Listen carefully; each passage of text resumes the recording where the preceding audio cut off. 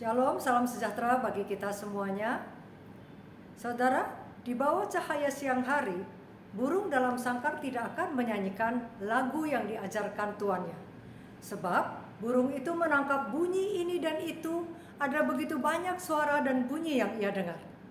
Kemudian tuannya menutupi sangkar itu, membuat burung itu dalam kegelapan total, dan menaruhnya di tempat yang hening, di mana burung itu hanya mendengarkan nyanyian dari tuannya saja.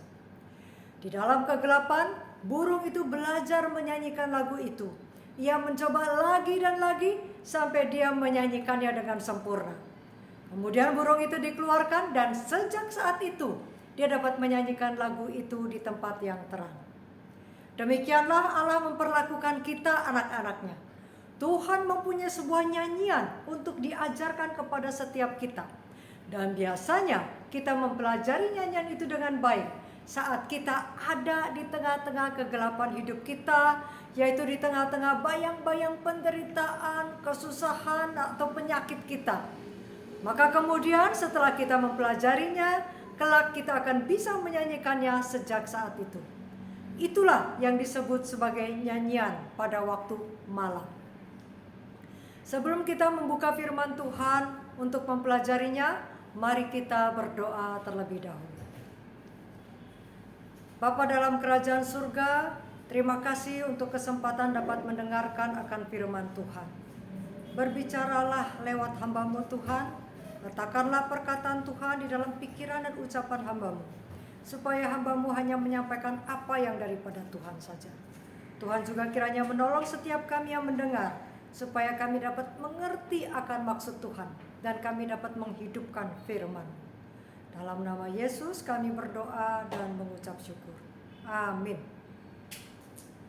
Istilah malam sering dipakai di Alkitab dengan banyak arti dan sering dihubungkan dengan hal-hal yang negatif, sebab kegelapan itu adalah lawan dari terang.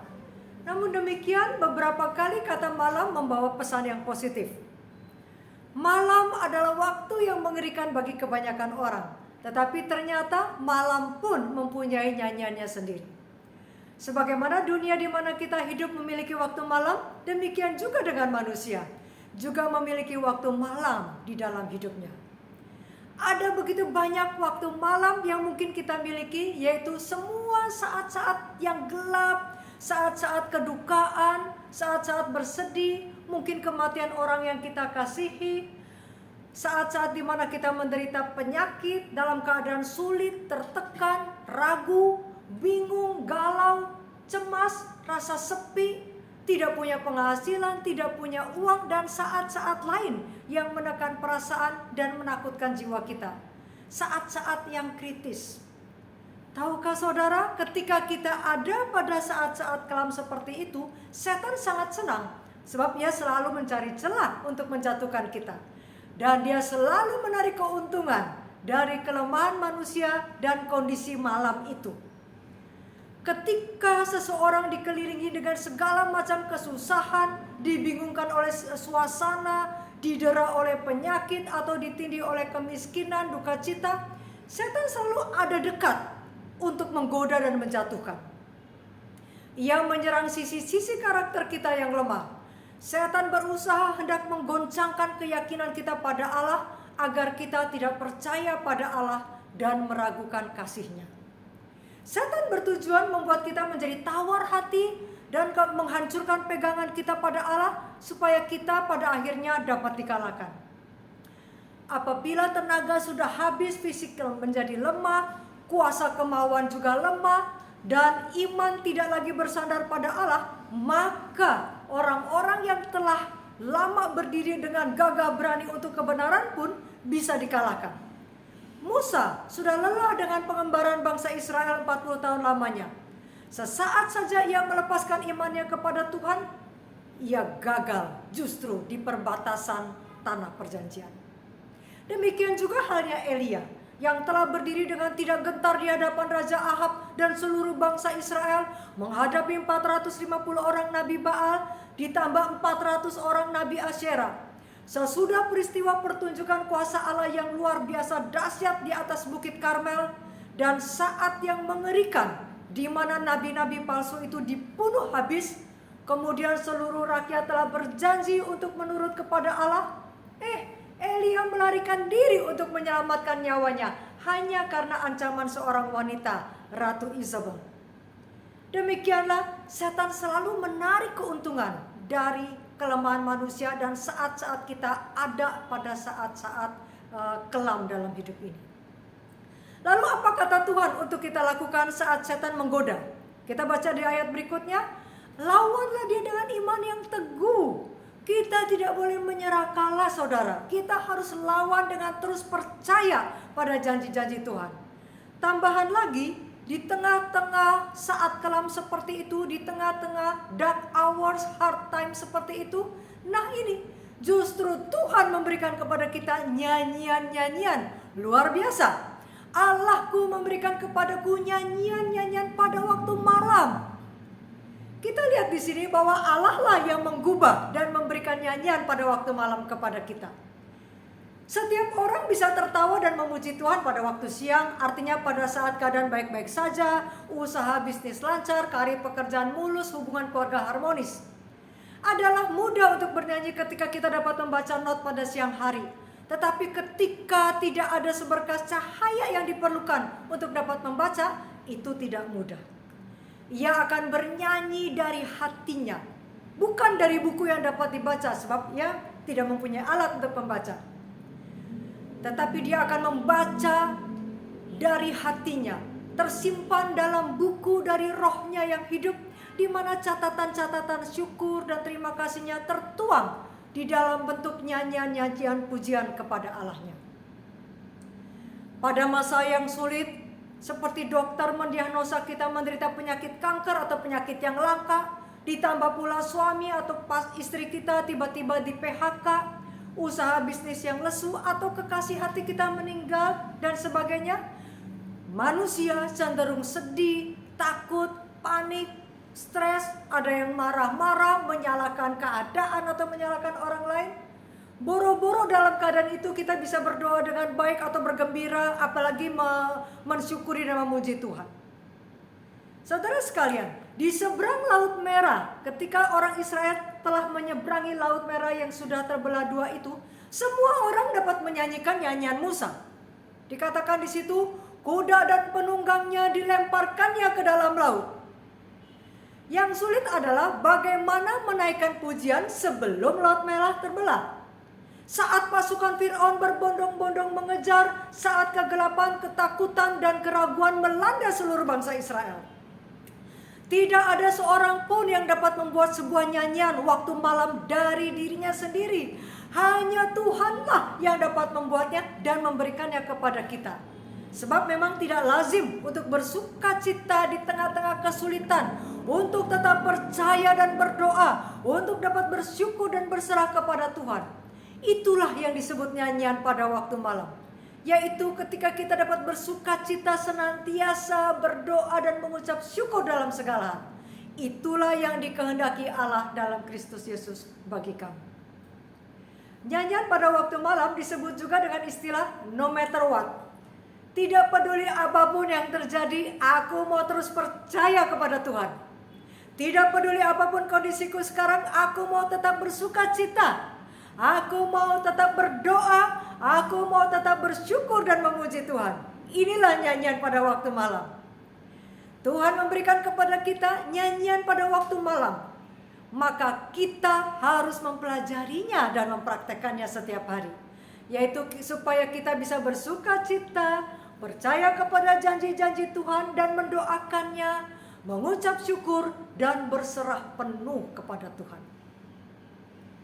Sekalipun pohon ara tidak berbunga, pohon anggur tidak berbuah, hasil pohon zaitun mengecewakan, sekalipun ladang-ladang tidak menghasilkan bahan makanan, kambing domba terhalau dari kurungan, dan tidak ada lembu sapi dalam kandang. Namun aku akan bersorak-sorak di dalam Tuhan, beria-ria di dalam Allah yang menyelamatkan aku. Inilah nyanyian pada waktu malam. Ketahuilah, Allah memberi nyanyian pada waktu malam supaya pada saat-saat yang gelap dan sulit, agar kita selalu memandang kepada Tuhan saja. Sebab ketika problem hidup datang bertubi-tubi, segala kebaikan Allah seolah tersembunyi, sehingga kita tidak memiliki apa-apa, bahkan sepertinya kita tidak mempunyai dasar juga untuk memuji Tuhan. Pada saat itulah kita hanya memiliki satu hal saja, yaitu Allah sendiri. Allah menjadi satu-satunya pusat dari pikiran dan pujian penyembahan kita. Dan itu menjadi proteksi atau perlindungan agar kita tidak kalah melewati masa kesukaran. Setelah Ayub diberitahukan tentang malapetaka yang terjadi, semua domba, unta, lembu, dan keledainya mati, serta para penjaga kawanan ternaknya juga mati, serta semua anak-anaknya mati. Maka berdirilah Ayub, lalu mengoyak jubahnya dan mencukur kepalanya, kemudian sujudlah ia dan menyembah. Dalam terjemahan bahasa Inggris dikatakan dia worship, katanya, dengan telanjang aku keluar dari kandungan ibuku, dengan telanjang juga aku akan kembali ke dalamnya. Tuhan yang memberi, Tuhan yang mengambil. Terpujilah nama Tuhan. Dalam kesemuanya itu, Ayub tidak berbuat dosa dan tidak menuduh Allah berbuat yang kurang patut. Saudara sekalian, kita lihat Ayub menyembah dan bersyukur memuji Tuhan pada saat yang begitu gelap dalam hidupnya. Apa saja yang bisa kita nyanyikan atau syukuri pada masa-masa seperti itu? Ada 3 hal yang bisa kita syukuri, saudara. Yaitu kita bisa menyanyikan syukur tentang hari yang sudah berlalu, tentang saat ini, dan juga tentang hari yang akan datang. Saudara, barangkali ucapan syukur terbaik yang dapat kita nyanyikan untuk membahagiakan hati pada masa yang gelap adalah ketika kita mengingat tentang kebaikan dan pertolongan Tuhan pada masa yang telah lalu. Namun, manusia cenderung lupa akan pertolongan dan berkat Tuhan yang telah lewat itu. Itulah sebabnya firman Tuhan menasihati kita untuk kita tidak melupakan segala kebaikan Tuhan. Mazmur 103 ayat 2. Saya mau membagikan sebuah tips supaya kita tidak lupa. Tiap-tiap petang atau malam sebelum mata kita tertidur, naikkan doa syukur dan catatlah setidaknya 5 berkat dan kebaikan Tuhan yang terjadi pada sepanjang hari itu. Biasakan akan hal itu. Lama-lama kita menjadi terbiasa untuk menaikkan syukur dan pujian kita pada waktu malam. Ada sebuah kutipan yang sangat menguatkan dan sangat populer. Tidak ada yang kita takutkan pada masa yang akan datang, kecuali kita melupakan cara Tuhan memimpin kita dan pengajarannya pada masa yang silam. Itu merupakan kutipan dari Ellen G. White. Artinya, ketika kita mengingat semua kebaikan Tuhan pada masa yang lalu, maka kita tidak perlu takut menghadapi masalah kita pada hari ini dan pada masa-masa yang akan datang. Ingatkah saudara akan saat-saat berbahagia ketika Yesus menemukan saudara sebagai seorang budak buta yang ada di ambang kematian. Dan dia berkata kepada kita, datanglah budak yang malang, datanglah kepadaku. Saat itu mungkin kita datang sujud dan tersungkur di hadapan Tuhan, menyadari keberdosaan kita. Tidakkah saudara ingat dan menyanyikan syukur ketika Tuhan melepaskan kita dari bencana yang mungkin akan menimpa kita, dari penyakit yang mematikan, dari kecelakaan yang nyaris terjadi, dari penipuan dan kerugian yang hampir menimpa? Ingatkah akan hal-hal itu saudara? Dan naikkanlah doa syukur kepadanya. Apabila saudara berpikir bahwa saudara lebih miskin dibanding Kristus yang tidak mempunyai tempat untuk membaringkan kepalanya, apakah saudara berpikir bahwa saudara juga lebih malang dibanding Ayub yang kehilangan semua harta kekayaan, kehilangan anak-anaknya semua mati, kehilangan kesehatan, belum lagi karena dia ditimpa penyakit di sekujur tubuhnya? Saudara sekalian, janganlah tertipu dan berpikir bahwa saudara adalah yang paling buruk dari yang buruk. Lihatlah penderitaan Ayub. Karena terlalu sakit penyakit yang dideritanya, sampai-sampai ia mengambil sekeping beling untuk menggaruk-garuk badannya sambil duduk di tengah-tengah abu. Pertanyaannya, apakah penderitaan kita lebih besar dari penderitaan Ayub sehingga kita tidak bisa mengucap syukur? Sedangkan Ayub saja dapat berkata, di tengah-tengah segala kekelaman dan penderitaan hidupnya yang luar biasa, dia berkata, aku tahu penebusku hidup. Saudara sekalian, dengan kita percaya dan memandang kepada Tuhan, kita pun dapat berdoa demikian. Tuhan, sekarang ini aku memang menderita penyakit yang belum kunjung sembuh. Bahkan memburuk pun. Saat ini gelap kurasakan. Tetapi aku tahu, aku tidak seorang diri. Aku tahu penebusku hidup. Aku tahu pasti akan hal itu. Dan sekalipun saat ini sepertinya jalanku penuh dengan duri-duri, tetapi aku tahu ini adalah jalan yang Tuhan izinkan untuk aku lalui bersama dengan Tuhan. Bahkan saudara, jika kita tidak menemukan alasan untuk mengucap syukur dari pengalaman kita sendiri, barangkali kita bisa bersyukur dan menaikkan pujian dari kisah pengalaman orang lain, termasuk semua kisah-kisah yang ada tertulis di Alkitab. Itulah sebabnya saudara, kita harus mempelajari firman Tuhan, supaya kita dikuatkan oleh semua yang tertulis di dalamnya. Hal kedua, seberapapun gelapnya malam, selalu ada bulan atau bintang yang berkelap-kelip. Sekalipun mungkin hanya 1-2 bintang kecil di kejauhan langit yang kita bisa lihat. Saya pikir itu pasti bisa memberikan sedikit sukacita, sedikit keceriaan, sedikit penghiburan, dan secara pengharapan yang dapat memberikan semangat pada malam kehidupan kita yang begitu gelap. Tidak ada malam yang terlalu gelap sehingga kita tidak dapat melakukan nyanyian tentang malam itu sendiri. Saudara, kita tidak punya alasan untuk mengeluh atau bersungut. Sebaliknya, kita dapat berkata, memang sekarang aku tidak punya apa-apa, tetapi nggak miskin-miskin banget juga. Saya masih bisa makan, minum, dan tidak kelaparan. Memang sekarang aku sakit, tapi puji Tuhan, aku masih bisa menggerakkan tangan misalnya, dan masih ada yang lebih sakit pula daripada saya.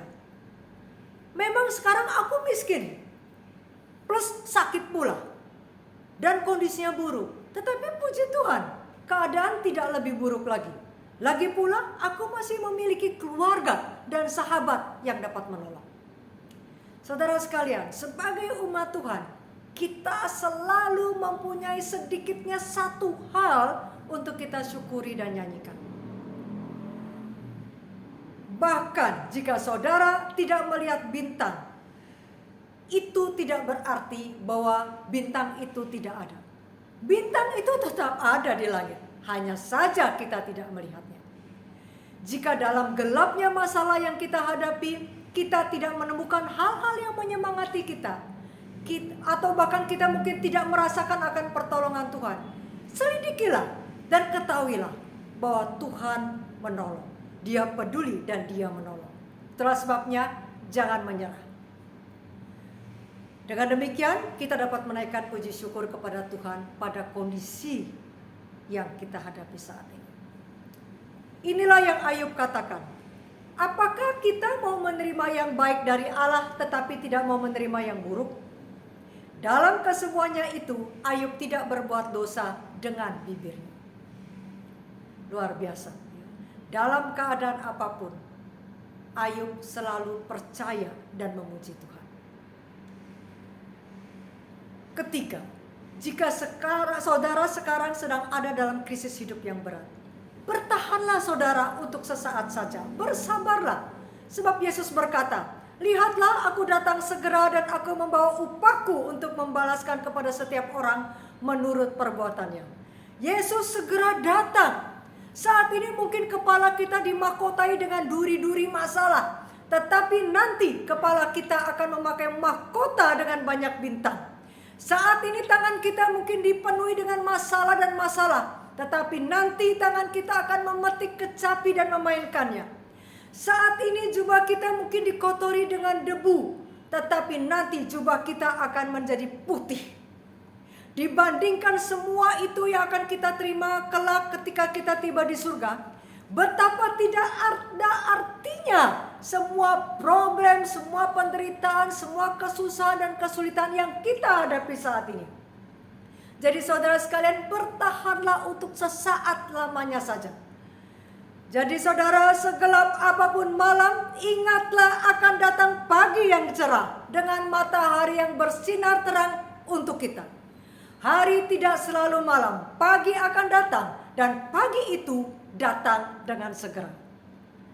Mereka yang menaikkan nyanyian pujian kepada Kristus di dalam malam kesulitan hidupnya, itu menyanyikan lagu yang terbaik di seluruh dunia. Kenapa? Karena dia menyanyikannya dengan segenap hatinya dan keluar dari lubuk hatinya yang paling dalam. Saudara sekalian, saya masih ingat rumah zaman dulu di kota kecil itu kan selalu panjang-panjang ya. Dan kamar mandi biasanya terletak di belakang di bagian luar. Nah, waktu itu saya masih kecil ya, malam-malam melewati lorong rumah yang gelap menuju keluar ke kamar mandi, saya takut. Dan saya biasanya akan bersenandung menyanyi supaya enggak takut. Ya. Kita bisa lagu yang saya nyanyikan adalah janganlah lewatkan aku ya penebusku sambil berjalan. Untuk apa? Untuk menghilangkan ketakutan. Ya. Demikianlah, di tengah segala ketakutan dan kesusahan yang kita alami, puji Tuhan, pujilah Tuhan. Itu memberikan semangat, sukacita, motivasi untuk kita terus berjuang. Dan itu dapat menyingkirkan ketakutan kita. Martin Luther mengatakan, the devil cannot bear singing. He doesn't like music. Si jahat tidak tahan terhadap nyanyian. Dia tidak menyukai musik, dia tidak menyukai lagu. Masih ingat Raja Saul, saudara? Pada saat roh jahat berkuasa atas Saul, lalu Daud memainkan kecapinya. Dan Saul pun merasa lega dan nyaman. Dan roh jahat itu undur daripadanya. Tahukah saudara, ketika kita tetap bisa tertawa sekalipun penyakit menggerogoti kita, itu pun menjadi berkat buat orang lain, bukan hanya buat diri kita sendiri. Dan itu memberikan semangat dan kegembiraan buat mereka. Kita sendiri pun turut berbahagia melihat orang lain terberkati dengan sukacita kita. Saya mau membagikan sebuah cerita tentang sahabat kami, yaitu Ibu Lena Setiawati. Beliau adalah seorang pejuang kanker. Saat ini dia masih berjuang. Tetapi yang luar biasanya, dia selalu gembira. Sekalipun harus melewati segala proses pengobatan untuk sakit kankernya itu. Sebentar kita akan lihat sedikit cuplikan mengenai dia ya. Bagaimana sukacitanya itu menjadi berkat buat orang-orang yang ada di sekelilingnya. Hati yang gembira adalah obat yang manjur, obat yang manjur. Jadi harus bilang yang manjur, semangat. Hati yang gembira adalah obat yang manjur, seperti obat hati yang senang, tapi semangat yang patah berikan tulang.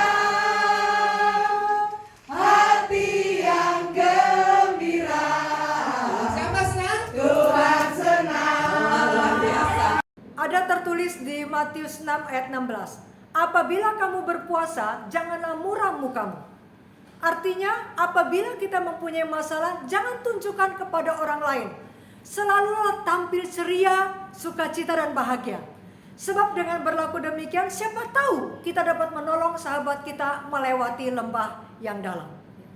Yesus berkata kepada Petrus, jika engkau sudah bertobat, kuatkanlah saudara-saudaramu. Ketika kita melakukannya, maka itu menjadi kesaksian dari sebuah iman yang hidup kepada Kristus bagi orang-orang di sekitar kita, dan Tuhan dimuliakan. Terakhir, mari kita melihat dan mengikuti teladan kita Yesus Kristus yang melewati saat-saat tergelap dalam kehidupan kemanusiaan.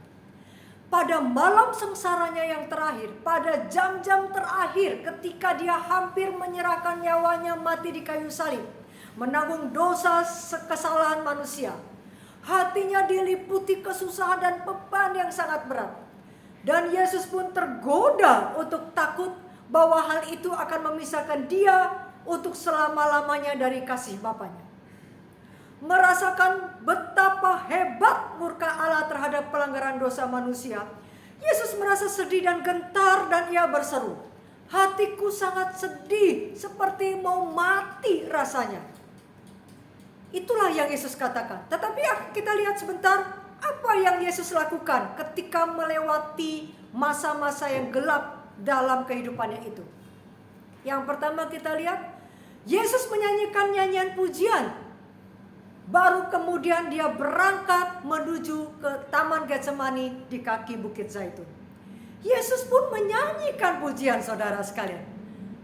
Itu menjadi teladan bagi kita, ya, untuk kita juga menaikkan pujian syukur kepada Allah kita. Sesudah menyanyikan nyanyian pujian, pergilah Yesus melihat bersama dengan muridnya ke Bukit Zaitun. Dikatakan di dalam ayat tersebut. Yang kedua, Yesus sangat ketakutan dan makin bersungguh-sungguh berdoa sampai peluhnya menjadi seperti titik-titik darah yang bertetesan ke tanah. Ketika Yesus dalam keadaan takut, dia justru makin bersungguh-sungguh berdoa. Itu menjadi contoh bagi kita, saudara. Ketika kita gentar, ketika kita takut, kita mungkin tidak tahu apa harus kita perbuat, biarlah kita pun makin bersungguh-sungguh berdoa dan berseru kepada Tuhan. Dan percaya akan janji-janjinya. Ketiga, Yesus berserah sepenuhnya kepada Bapaknya. Sekalipun berat beban yang harus ditanggungnya, dan sekalipun dia rasanya ingin supaya cawan ini lalu, tetapi inilah yang dikatakan, "Ya Bapakku, jikalau sekiranya mungkin, biarlah cawan ini lalu daripadaku. Tetapi janganlah seperti yang ku kehendaki, melainkan seperti yang engkau kehendaki." Tertulis di sini menunjukkan bahwa Yesus pun berserah sepenuhnya kepada kehendak Bapaknya. Dia tidak memaksakan kehendaknya sendiri, tetapi apa yang Bapaknya kehendaki, itulah yang dia mau terima. Saudara sekalian, ketika kita sedang diizinkan Tuhan masuk dalam cawan leburnya, menghadapi api pemurnian Tuhan, mungkin lewat sakit yang sudah berlangsung lama, atau sakit yang belum diketahui penyebabnya dan obatnya, atau mungkin oleh kematian orang yang dekat dengan kita, kesulitan keuangan, ataupun masalah keluarga lainnya. Jangan berontak, jangan memberontak. Percayalah bahwa semua itu terjadi seizin Tuhan.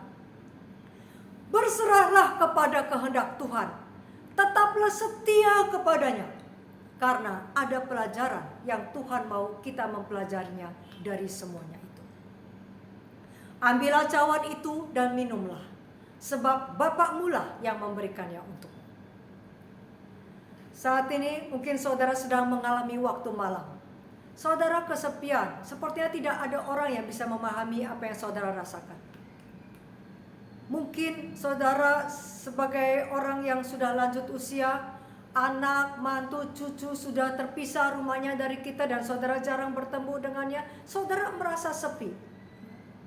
Setiap hati manusia selalu merindukan simpati dalam melewati kesusahan, dalam melewati penderitaan, dan saat-saat malam dalam hidupnya. Itulah sebabnya datanglah kepada Kristus. Sebab hanya Tuhanlah yang dapat memahami sepenuhnya, sebab Ia telah pernah merasakannya. Dan hanya Tuhanlah yang dapat memberikan penghiburan yang sejati kepada kita. Saat ini mungkin saudara dikecewakan, kehendak dan pikiran kita tidak dipahami oleh siapapun juga. Yakinlah bahwa Yesus mengasihi engkau. Api pemurnian mungkin sedang menyala atas kita. Pahamilah bahwa itu bukan untuk membinasakan kita. Itu bukan untuk membinasakan saudara dan saya, tetapi justru api pemurnian itu untuk memurnikan kita dari segala kotoran kita, untuk memurnikan kita dari segala karakter-karakter kita yang buruk. Mungkin kita orang yang tidak sabar, mungkin kita orang yang pemarah, mungkin kita orang yang bergantung pada kekuatan kita sendiri. Tuhan mau memurnikan kita dari semua kotoran itu. Itulah sebabnya kita sedang ada di dalam api pemurnian Tuhan. Supaya pada akhirnya kita muncul sebagai emas yang cemerlang. Percayalah bahwa Allah akan memberikan kepada kita nyanyian pada waktu kita melewati semuanya itu. Sehingga kita bisa tetap kuat dan menang di dalam pencobaan yang Tuhan izinkan terjadi. Awan gelap mungkin nampak menutupi kita, tetapi janganlah pandang awan itu. Di balik awan yang tergelap sekalipun, ada terang yang selalu bersinar. Dan Tuhan memiliki terang untuk setiap kita. Mari kita membuka hati kita untuk menerima pengharapan, damai sejahtera dan sukacita daripada Tuhan.